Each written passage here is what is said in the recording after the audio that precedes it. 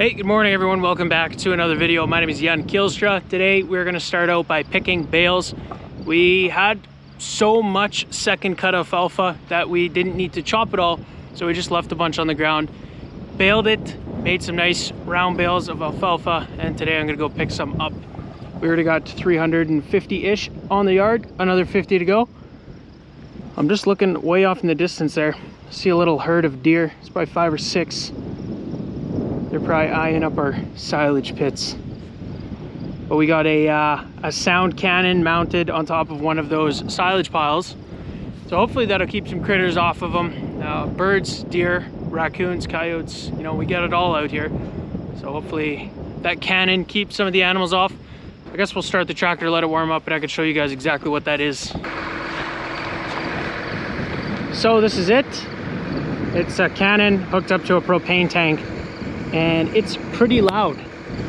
It just intermittently goes off every 30 to 45 minutes, and that's supposed to scare the critters away. Doesn't work that good. Definitely the deer get used to it. But this is the tool that the wildlife conservation officers recommend. Anyway, let's go pick some bales. Well, we're out in the field. I think there's about 50 bales left to pick. All the bales in the distance there, they're going to my sister Neline, so we just got to move them from there to her yard. But anyway, you guys have seen our bale wagon work. Both sides, they have a pickup arm. You just pick them up, throw them on there, and then the chains drive them back. I left the duals on the tractor. There's enough room to drive beside the bale and perfectly pick it up. And it kind of protects you from driving a little too close to the bale, and then you can potentially ram this arm into the bale and you will destroy it. It'll just rip the net wrap like that. So it's kind of a safety in that sense to leave the duals on. You can't get too close to the bale and bugger it up like that. But what you can do, if you're not careful, if you turn too sharp, you can hit this right here, which is a bar to prevent the bales from coming forward. And you can see I've done it there. And that's what happens, you bend it, which is unfortunate. However, you can fix that. So it's a give and a take. Also, I didn't really feel like taking the duals off. It drives a little smoother in the field, I think, with the duals on. So just leave them on and be careful. Let's grab our first load of the day.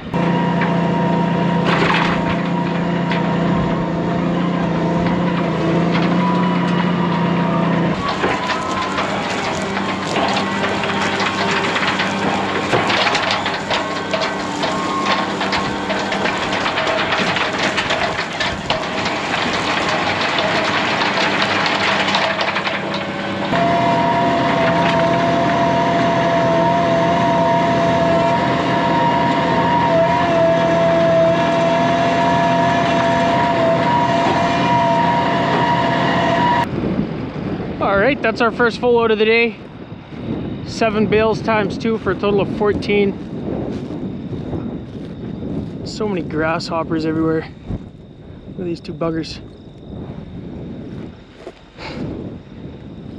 Works good. We are trying a different net wrap this year. We found that the previous stuff we were using was pretty weak. Busts open pretty quick. But this new stuff is supposed to be a lot tougher. So hopefully we don't have as many broken bales, especially if you have to pick them up and move them.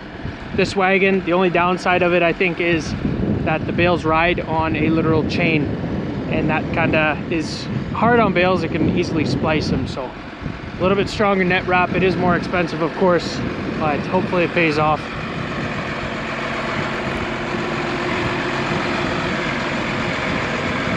Nice little unit.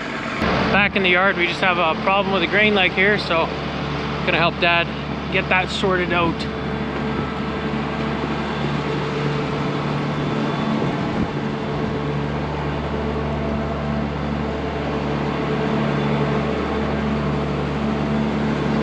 What happened? The distributor didn't move to what it's supposed to be, so it got halfway or wherever, so now it doesn't move. It should go to bin 2. Okay. The grain leg is moving. I just shut it off so it's not all backfilled to there. It's filled here, but if you can move the distributor to the number 2 for now so we can fill it. Well, that was luckily an easy fix. Just had to move that distributor back and forth a couple times, and that seemed to free it up. Back to hauling bales.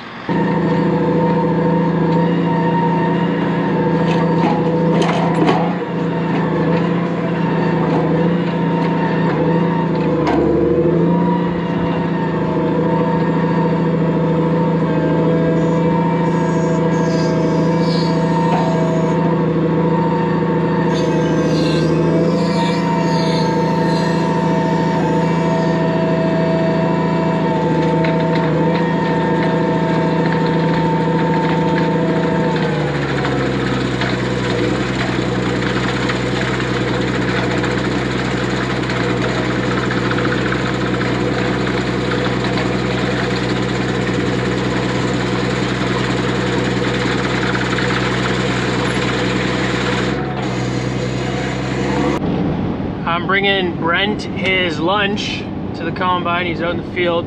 I just want to show you guys all the seagulls that are on the road here. I don't know if you guys can really see them. I'm trying to catch up to the ones that are taking off, but just miles of seagulls covering the road. And they're all eating grasshoppers. We have a ton of grasshoppers out here right now. And the seagulls, they just park on the road and wait for them to cross over, and they go to town on the grasshoppers.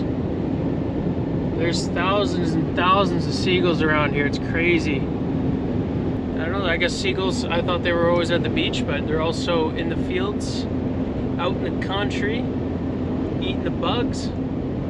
It's actually good. They eat the bugs, which are eating our crops, and they crop them out as fertilizer on the field. So it's kind of like a win-win.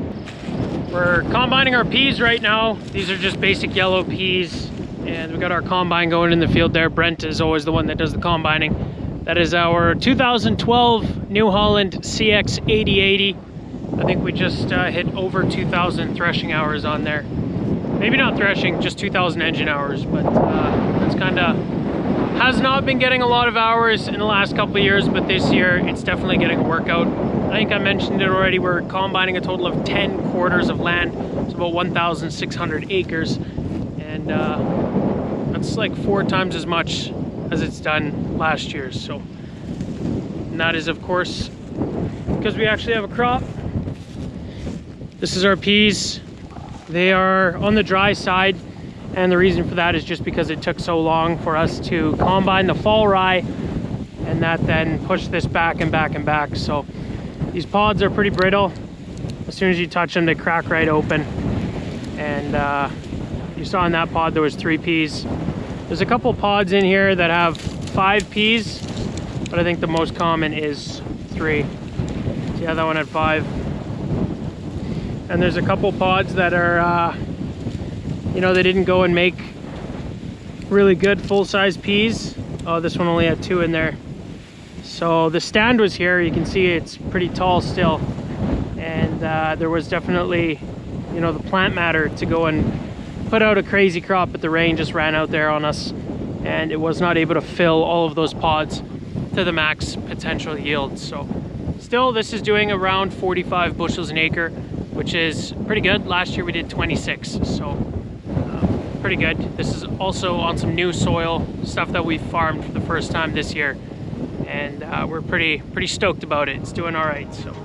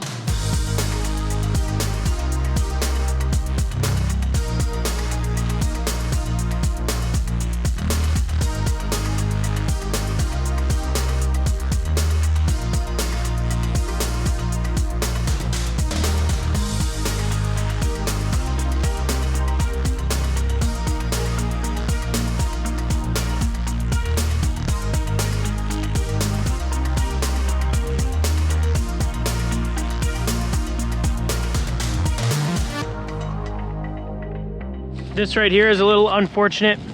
The sprayer drove past here and it presses the crop down. You can see lots of peas on the ground. There's even some unopened pods here. There's nothing you can really do about it. We do have a macked on flex draper header on the combine, so that contours the ground. It's got a pivot point in the middle, or a hinge point where it can kind of flex and contour the ground where it's uneven. So it does a really good job of picking up all the crop, even when it's laying as flat as it is right here. But still, sometimes it's not enough to get every last pea off of the ground. We do our best. There's only so much you can do. We're also dropping the straw here so we can come back and bale it. This straw is really chopped up, and that's just because the stems are so dry. The grain is coming in super dry, and that combine's just chewing the straw right down. We do have a conventional combine. It's not a twin rotor or single rotor. I don't know if New Holland makes a single rotor, but that combine is way easier on the straw. But even the fact that we have that conventional combine going, it's still not quite enough to save all the straw because it is so dry. But anyway, that's the pea harvest. We had 2 quarters, so a total of 320 acres of peas that went in this spring. And we're pretty satisfied with the yield. So last thing I'll show you guys before we get back to hauling bales, what I'm supposed to be doing right now. We had a fire here. This is our neighbor's field, and they were combining, and it caught on fire, and we were hauling liquid manure at the time, so I had a full tank and I saw the smoke, so I drove straight here with that tank of liquid manure, and I was able to help out a bit by spreading the liquid manure around the perimeter of that fire, and the fire didn't go over where I spread the liquid manure. So that, along with 20 or 30 other farmers were out here and other neighbors helping to stop this fire from getting out of hand. So it wasn't too windy that day, which is what saved us. There is a section, so 640 acres of wheat on the other side of the road here, and if that lit up, that would have been pretty tough to put out. So super lucky there. You can see it stopped right here at the road, didn't cross over. This was also a little over a week ago, and the wheat was not as far gone as it is now. There was still a bit of green in this area. Just so happens to be a low spot, and it was a little bit later than the rest of the field, so I think that also helped a bit. Pretty crazy. Definitely was big at the peak of this fire, and just shout out to all the farmers, man. Like, how quickly everyone gets here. They see the smoke, they know what's going on. Get your tractors, get your discs, any way you can help out. There's I think 4 water trucks were there, so guys will take their spraying outfits, the trucks with the trailers, and they have water tanks on the back.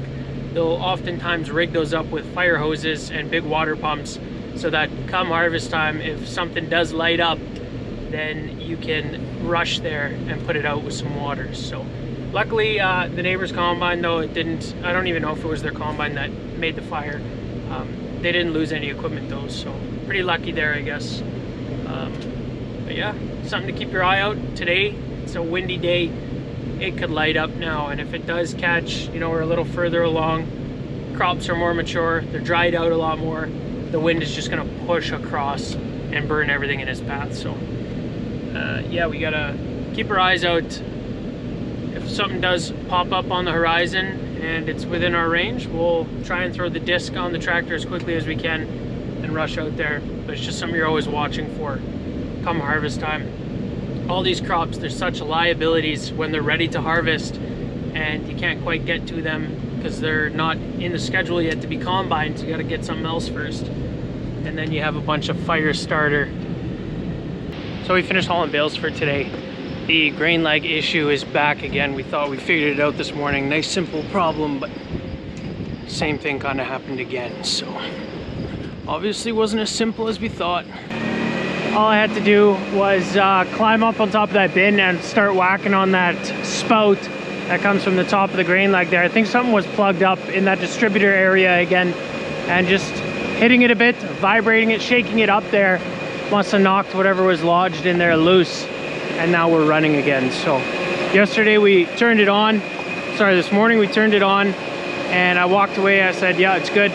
but it seemed to have plugged up very shortly after we walked away again. So stood here for about 15 minutes, ticking on here to listen if it would fill up again, because then I know right away it's got plugged again, but it seems to be good now. So I don't know, it's always something that's going on with it, but that should be good for now. Another upgrade we did here, just because we are combining, figured, you know, this is a 4,000 bushel bin. If we can put barley or peas in here, or even fall rye, and if it needs to be aerated, then we can do that now in the feed mill. You don't want to feed grain straight off of the field. You got to let it sit in a bin for 4 to 6 weeks, I believe, and that just will allow some some things to die in the grain that could knock off the cow's milk production, apparently, in certain grains. I think barley specifically, but maybe some other grains. So that's what our nutritionist said anyway, and we've seen that happen to our farm before, so we are very cautious with that. Anyway, this is looking good. Real quick, just to end today's video, Miriam finished baling the rye field. So this is, field name is Brooks, and then as well as Forbes. So we combined these two fields last year into one, and we planted fall rye in there last year. So it's been combined. It did 121 bushels per acre of fall rye, which is gnarly. That's the highest bushel crop that we've ever had, and as you guys can see, there is an insane amount of bales here. By far the most bales we've ever made on one field. There's well over 1,500 bales here of nice rye straw. They're good, heavy packed bales. I believe they're straw bales and they're weighing about 530 kilos. So that's a well-packed bale, and there's a lot of them. So this is something we've been chasing for the last 5 years, just to get some straw that we can build a buffer with. We use more than this in a year. We're gonna bank quite a bit of canola straw as well. A lot of barley straw and a lot of pea straw. Everything that we're combining, we're just baling straw off of. So there's a lot of it. We're taking it while it's here. And yeah, I hope the wind noise isn't too bad. If it isn't, this mic is insane, but it's a windy day. The amount of hours that went into harvesting this one field, it's well into the hundreds, so that's a lot of work. They all need to be brought back to the yard. Anyway guys, that is going to be it for today's video. If you enjoyed, be sure to hit those like and subscribe buttons down below. And as always, I hope to see you guys in the next one. Thanks for watching.